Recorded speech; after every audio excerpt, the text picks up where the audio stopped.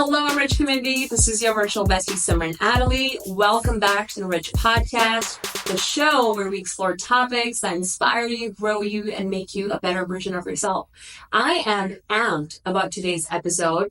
We have a special guest today, Ariel Jarvis. She is going to discuss amazing things today, focusing more about health, overall gut health, inflammation in our body. We're going to be talking about microbiomes, like a lot of cool stuff. If you've heard of that term before, and sometimes I struggle to kind of understand it too, and like, how do I want to optimize my gut health here? So we're going to be delving into all of that today. And before I tell you a little bit about Ariel, I just want to mention that I met Ariel few months ago and I fell in love with her beautiful heart, the stuff that she's doing in the community. And she's not just beautiful from the inside, but she's beautiful from the outside too, of course. But every time I sit down with her, I learn something new. And so thank you so much for being here today. And I love what you're doing in the community. Well, thank you so much for having me. And I felt the same. As soon as we met, I was like, oh my goodness. I was like, we need to talk. Like, you just radiate so much love and light and you have so much to offer. And I was like, us women need to know each other. Yes. I love the vibes here. Amazing. So by trade, Ariel is a registered natural health practitioner, herbalist, nutritionist, acutherapist who helps her patients take control of their health with customized protocols, biohacking, and optimizing on the cellular level. She also has a passion for the deaf and is one of very few healthcare workers fluent in ASL and committed to making difference in that community. Wow, that's beautiful. Welcome to the show, Ariel. Thank you so much for being here once again. Yeah, thank you. Of course.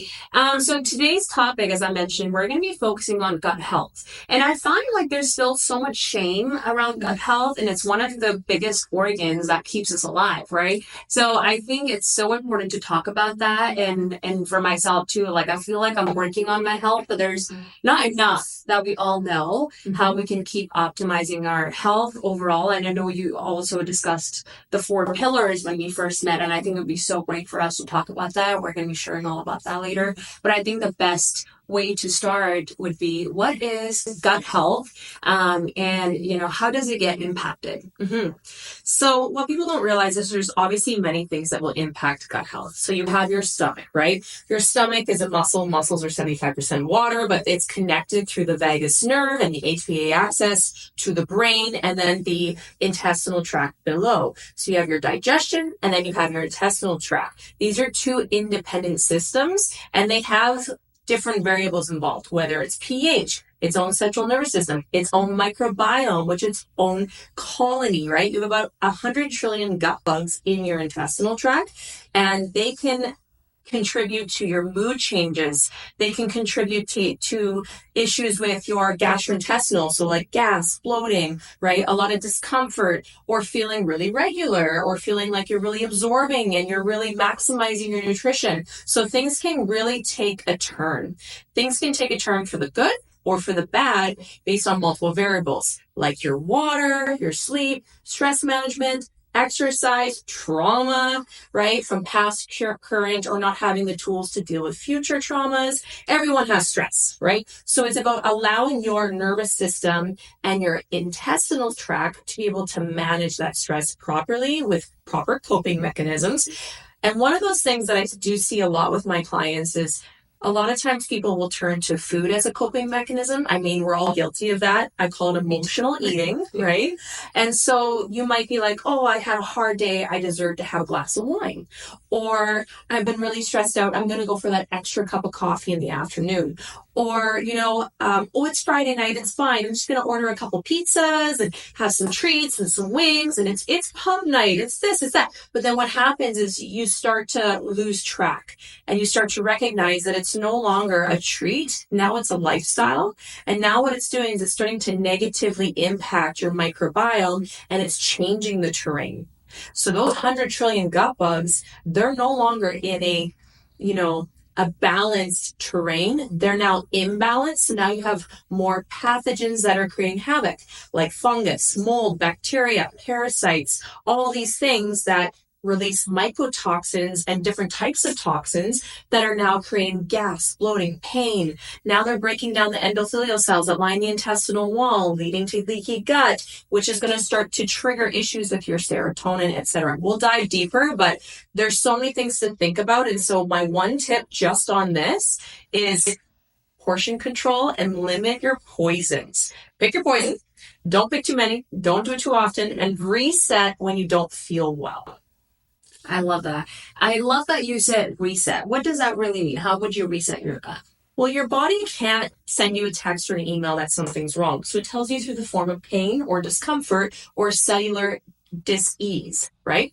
So instead of just taking a medication to suppress the symptom, maybe be honest with yourself and actually look at the last month or two. Have you been eating out more? Have you been binging? Have you been overeating? Have you been eating late? Like all these little things that we know. Right. And just recognize maybe the areas that you can critique yourself with your lifestyle and create more balance, and start to recognize that your body will heal itself when you stop putting so much pressure on the areas and creating a lot of dysregulation with your lifestyle. Right.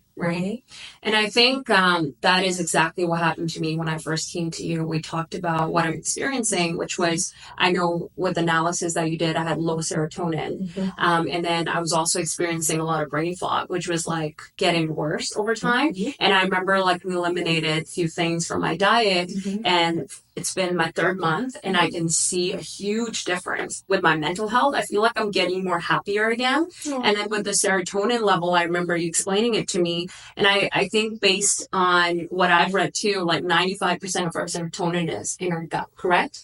Yeah. So no wonder we experience these mood swings, which I'm like, I'm like, nothing that crazy is going on in my life, but why is it impacting my mental health? And you also touched on the nervous system, right? The mind-gut connection. And that actually brings me to my other question, which is, we hear this a lot, that our gut is our second brain, Mm-hmm. right? Can you elaborate a little bit on that? Because you talked about the connection here with the nervous system being impacted. Like, what does that really mean if this is the first time our listeners are listening to it? So think of your nervous system as your ability to, that's like the motherboard, right? So your nervous system is where all your vitamins and your minerals, your trace minerals, that's going to regulate your mitochondria. And when that's dysfunction, that's the root of every single disease and illness. And then you also have your pH and your cell voltage. So yes, cells have voltage. You have about 75 trillion cells in your body. Your cells turn over every 25 days on average, making a whole new generation of cells based on what you eat, drink, and your stress. We're always supposed to have a little bit of stress, but not too much, where it distresses the cells and impacts the voltage. So your cells naturally operate at minus 22 millivoltage. When they want to go into a healing state, they want to get to minus 50 millivoltage. But what happens is when you distress your central nervous system, they're no longer in that minus state. They backtrack and they go into a called positive state, which is not a good thing. It's an inflamed state.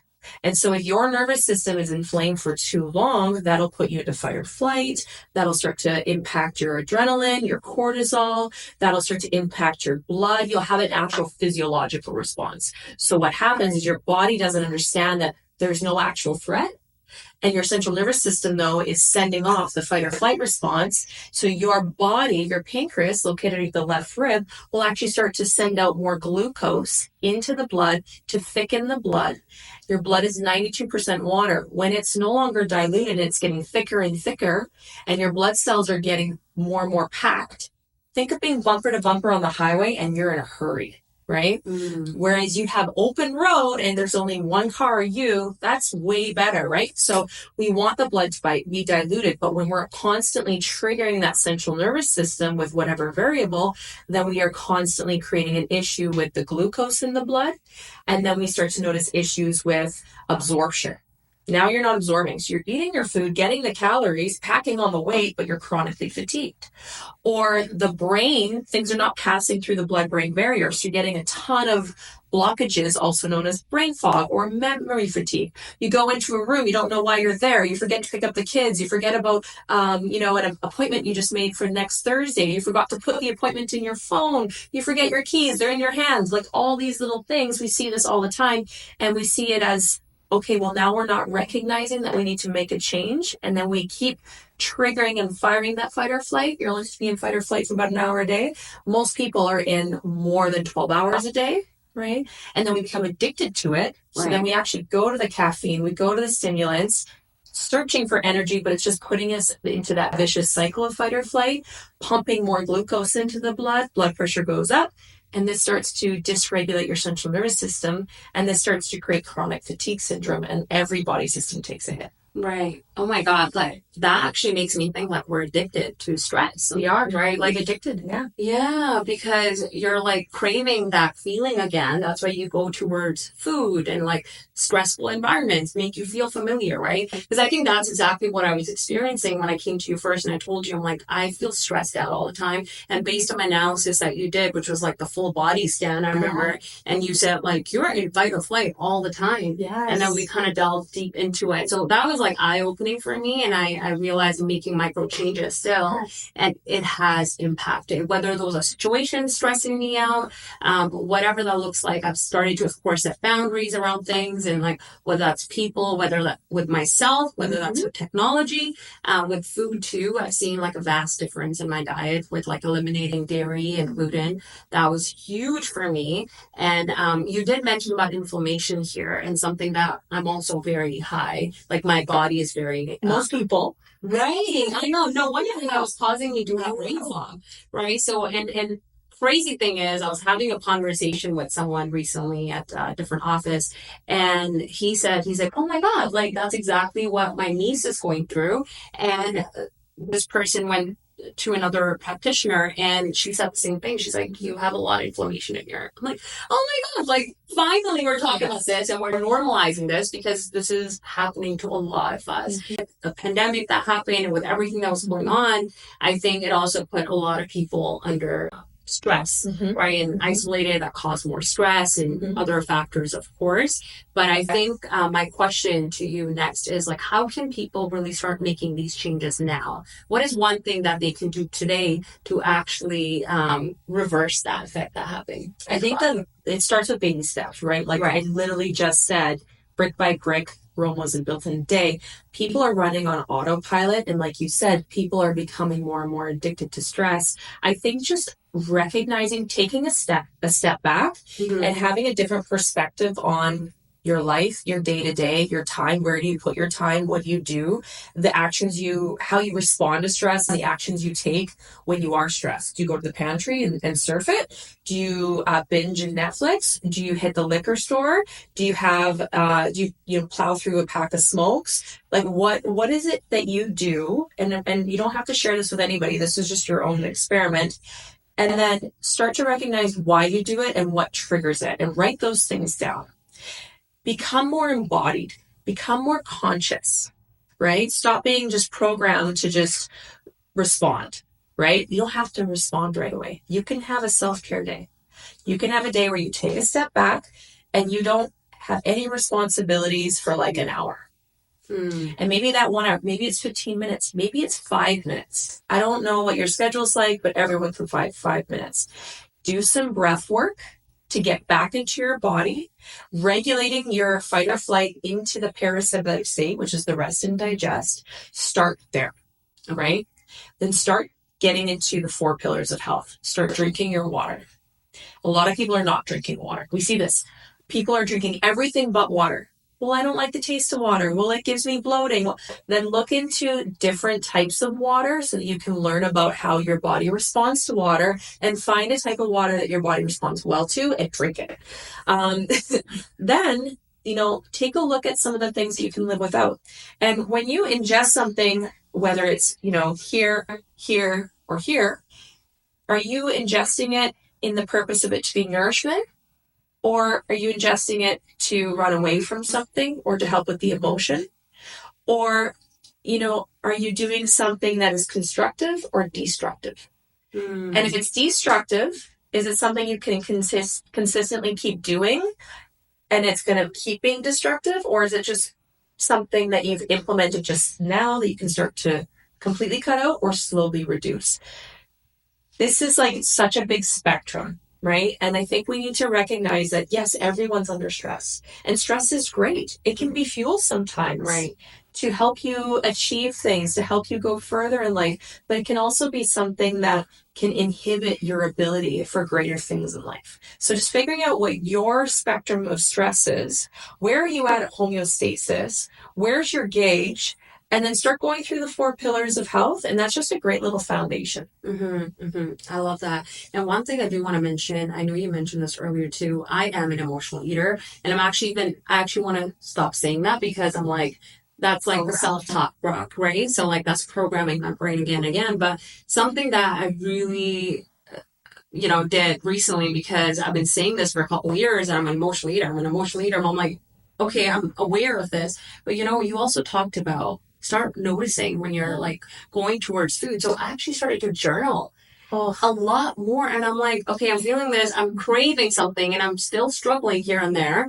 But I'm like much better now. But I think that's another thing that is so important, because sometimes I find like I'm having a conversation and the other person's like, me too, I'm an emotional eater. And then we go on with our day and we're like, yeah, I'm going to go back to eating again when I'm stressed out. But I think it's great that you mentioned, like, watch the patterns. When are you eating? When are you emotionally eating? So I think another thing would be journaling, or finding those ways that you can actually start implementing those micro changes. And like you just said, like, a lot of people will have their triggers, figuring out what your trigger is, and then recognizing that there's no shame. You don't have to have this stigma around it where it has to be this big shameful thing. It's just something that you're doing right now as a tool. So maybe just expand your toolbox. Right. And so just figuring out, okay, well, when I do emotionally eat, it's because I need that dopamine hit to offset the stress that I have. Everything is a scale. So what could I do instead? I could go for a walk. I could listen to my favorite song. I could dance. I could be with someone I love. I could pick up the phone and call someone. I could have, do some journaling, do something artistic, or I could do something for somebody else. Doing something, acts of kindness for somebody else, not for manipulation purposes, to get something in return and to get an accolade, but just to do something for the pure love of doing it for somebody else, you get a huge dopamine hit. Oh my God, I can relate to this. I think I actually want to talk a little bit about this. Back in 2018, that's when I really started to feel like I was going through depression, right? And I was going through this thing called Dark Night of the Soul. And I remember, I don't know what, like I listened to my intuition a lot. And I still remember, like, I was not feeling better, and I was trying all the things I would, like therapy and everything, like, which was helping. But I remember listening to this voice, and you mentioned acts of service.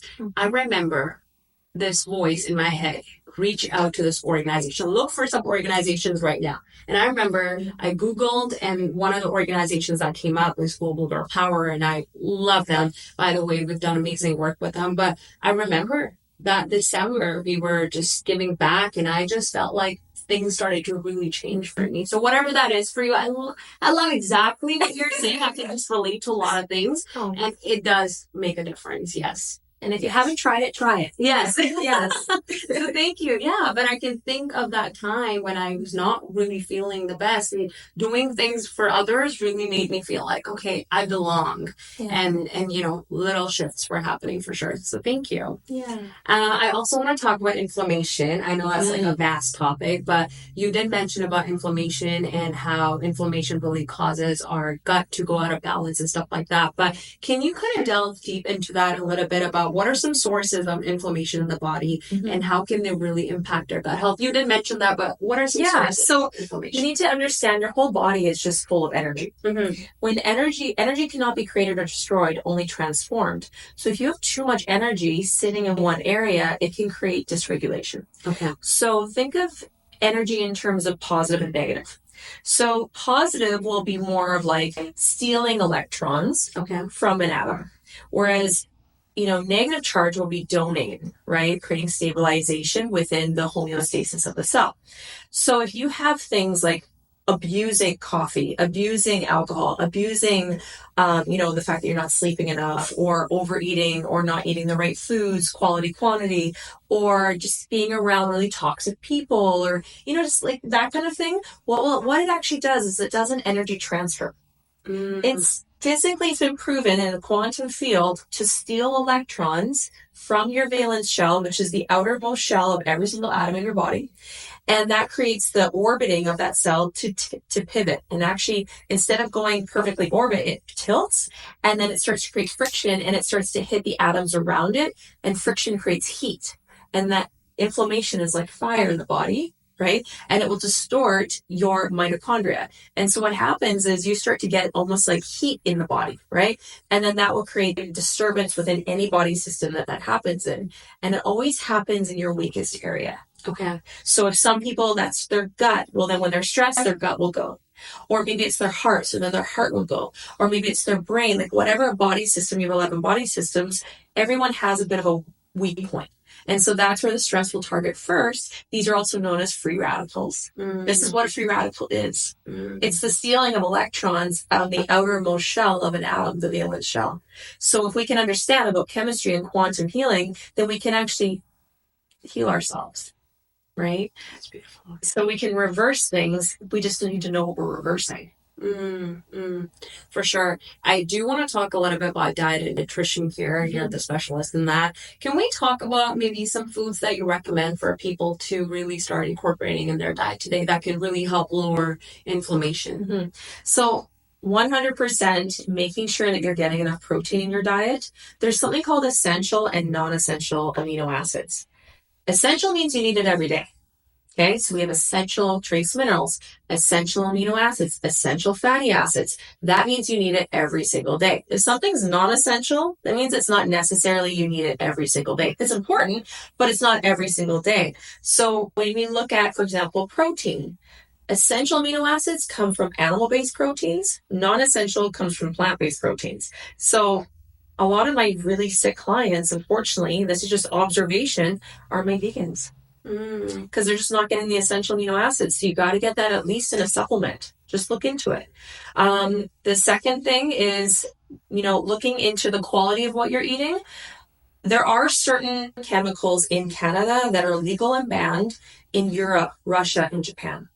These are known as glyphosates, certain pesticides, insecticides, herbicides, and heavy metals, and certain colorings and dyes, MSGs. Natural flavoring is just another code for MSG. People don't know that. And so these are all going to be affecting the neurons in your gut and in your brain for your kids, for yourself. And it's these little things that build up over time. So I have no connection to this company, but there is a company I recommend. You could just look them up, but I don't get anything out of recommending them. But they're the Yuka app, YUKA. It's a free app you can download online on your phone, and it looks like a little carrot, and it has a barcode scanner.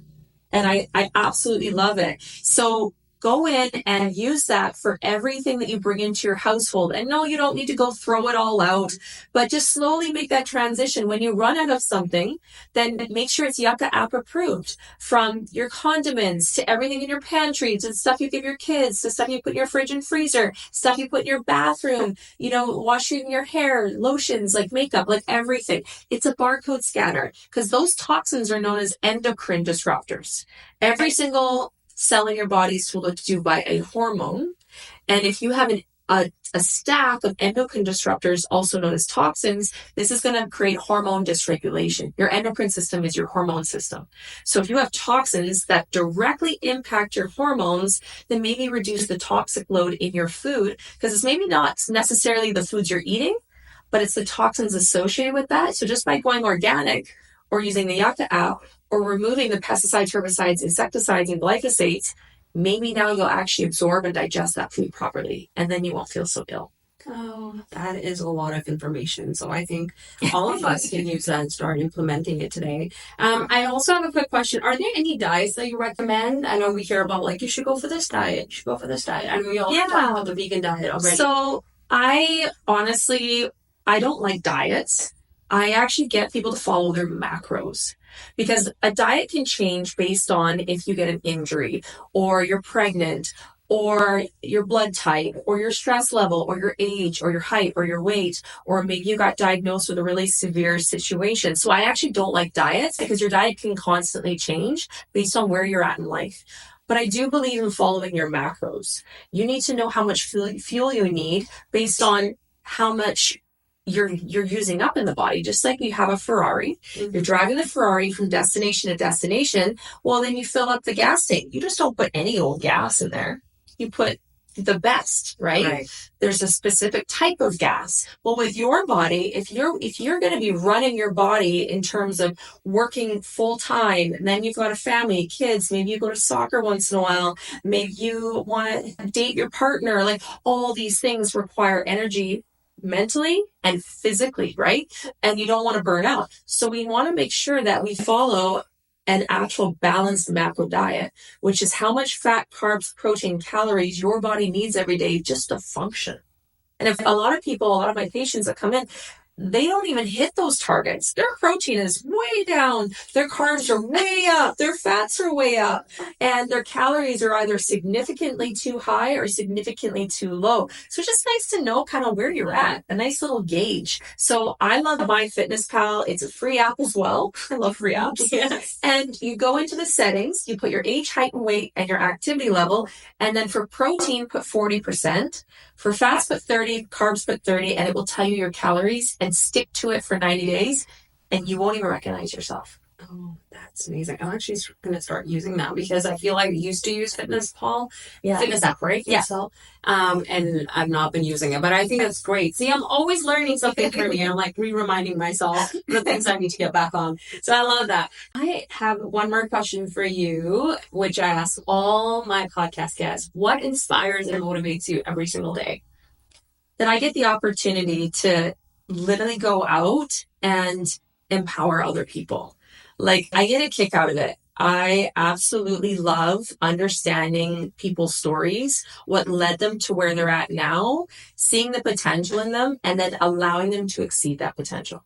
Right. And I love being able to help people and being in a position where I'm able to help people. And I just genuinely have so much love for people, and I really hate to see them suffer. And I've always been a healer. Ever since I was little, I've always been a fixer, and I've always wanted to help people. And the fact that I can do that on a large scale, it just really makes me feel like I'm living my purpose. Oh, that's beautiful. You are living your purpose. I can see that. You like glow and you're like super passionate about this. So I love that. I also know you have a story yourself. There's a few things that you went through. I know you shared that. Would you mind sharing that one? Yeah. I mean, at the end of the day, I mean, everyone has a story, right? Right. And so I was homeschooled from kindergarten to grade 12. And I had a big family, and we were all into sports and things like that. And my mom had a clinic in the house. So I was always around that energy. I was always around that vocabulary. I was always around really brilliant people, right? So she dealt with the gut microbiome, and she also dealt with emotions. My mom and I actually work together now in the current clinic that I have. And so it's just pretty neat to be around that. But I also, I went through a lot of different types of various traumas, right? And so I had to pivot, and I had to adapt, and I had to develop wisdom and character. And that kind of transcribed into like my health took a hit because I thought I was eating healthy, but I recognized later, maybe not right away, that I wasn't eating as healthy as I should have. And so I ended up getting a lot of health issues, really severe health issues that were quite detrimental and almost life-threatening. And so I had to navigate through all of that. And then it actually put me on the path of stepping away from wanting to do dance. I was a dancer, and getting into medicine. And so that's when as soon as I left homeschool and graduated, I went into university, which was a huge shock for me, right? And because I was so used to the one-on-one. And then I went into this massive university, and I had flare-ups every single day that are so exhausting as well. So I think it's just like I had a lot on my plate at the time. And looking back, it was such a blessing because I got through it. I didn't quit, and I developed so much resilience. And then as things kept coming on in my path, I was able to get past them and move a lot quicker and be able to pivot and be able to recognize things and then help others even more. So my toolbox also started to grow, right? I started to develop more tools and more empathy because I lived it. I went through it. I understood what that was like and how, how that could really break someone down. So instead of giving up and just like, we all get knocked down from time to time, I kept getting back up. And, I healed myself with my health, with the support of, the knowledge that I got from my professors and even my mom, who tried her best. But, we don't always listen to our family members. I know. We don't always listen to family. And I was like, Mom was right. In case you're watching this, Mom. And then, and it's just like, I learned that, like, you don't have to be a victim and you don't have to be bitter. So I stepped out of that victim and I became a victor. And I stepped out of being bitter and I became better. And I just kept programming myself that when something would come at me, I would pause, reflect, have perspective, and think logically, not emotionally. And I started to train my brain to think like that and recognize that, what doesn't kill you makes you stronger. It sounds so cheesy, but as you start to go through big storms, and I'm talking big storms, then you start to recognize that, and you start to develop confidence knowing that you can overcome anything. And then when you start to overcome anything, then anything is possible because nothing can keep you down. Right. And so, fast forward, now I've had my practice for almost 5 years. And it's been a huge blessing to not just be able to help people with their health, but also to help them not walk alone. Yeah. Oh my God, Ariel, that's beautiful. And that's one of the reasons why I wanted you to share your story, because there's always a big reason why when you're following your purpose and you're doing amazing big things in life, which with your community too, you have that strong why. I can see that in the way you carry yourself, and it's beautiful what you radiate, the energy that you radiate. So thank you for sharing that. Thank you for being vulnerable, and it's so nice to have you here, and I cannot wait to bring you back again because there's so much that we can talk about, and so many people can learn so much from you. And please, before you leave here today, can you tell us how can our listeners find you, reach you? Yeah. So, our company is Vitality Wellness World. You can look us up on Facebook or Instagram. And if you are hard of hearing, we can always, you can message us and we can always hop on a Zoom and we can do sign language. I'm happy to have a conversation with you over the phone, in person, email, or, over sign language. So I would love to meet you. I would love to hear your story. And if I can't help you, I know we will get you connected with the right person. So just know that you're not alone.